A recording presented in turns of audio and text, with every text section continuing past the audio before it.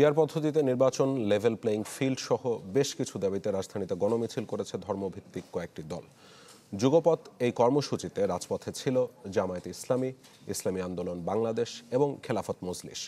এই সময় তারা হুঁশিয়ারি দেন যে কোনো ধরনের পক্ষপাতিত্ব রুখে দেয়। আমি বুঝি নির্মাণের শিল্প, সালাম স্টিল বোঝে ডিউরেবিলিটি। সালাম steel, most durable steel. PR পদ্ধতিতে নির্বাচন, জুলাই সনদের আইনি ভিত্তি, নির্বাচনের লেভেল প্লেইং ফিল্ড সহ বেশ কিছু দাবিতে এই গণমিছিল ধর্মভিত্তিক কিছু রাজনৈতিক দলের। জুমা নামাজের পর বায়তুল মোকাররমের উত্তর ও দক্ষিণ গেটে মিছিল পূর্ব সমাবেশে বক্তব্য দেন বাংলাদেশ খেলাফত মজলিস ও জামায়াত ইসলামীর কেন্দ্রীয় নেতৃত্ব। আর সোহরাওয়ার্দী উদ্যানে শ্রমিক সমাবেশে কথা বলেন ইসলামী আন্দোলন বাংলাদেশের শীর্ষ নেতারা। পিআর প্রস্তাব যেন জুলাই সনদের অন্তর্ভুক্ত থাকে, তার ভিত্তিতে দেশের জনগণ যেন তার ব্যাপারে মতামত দিতে পারে।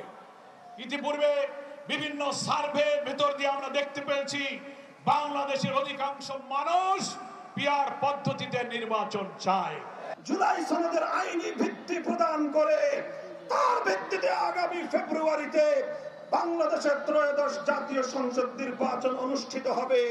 বিকল্প কোনো চিন্তার সুযোগ বাংলার মাটিতে না। দ্বিতীয় দফার এই যুগপৎ কর্মসূচিতে সরকারের বিরুদ্ধে পক্ষপাতের অভিযোগ তোলেন বক্তারা। হুঁশিয়ারি দেন নির্বাচনে কোনো বিশেষ দলকে সুবিধা দেওয়ার চেষ্টা হলে প্রতিহত করা হবে কঠোরভাবে। নির্বাচনের সাথে জড়িত প্রশাসনের কোন কর্মকর্তা যদি কোন দলের দিকে আনুগত্য প্রদর্শন করেন, আপনাদের ভবিষ্যৎ ওই নির্বাচন কমিশনার আর ডিসিএসপিদের চাইতেও ভয়াবহ খারাপ আপনাদের জন্য। আপনারা গোপনে কৌশলে বিএনপির ভাগসে বুক ঢুকাবেন, এটা কিন্তু জাতি বুঝে গেছে। কোন বিএনপি? যেই বিএনপি শরিয়া আইনে বিশ্বাসী না।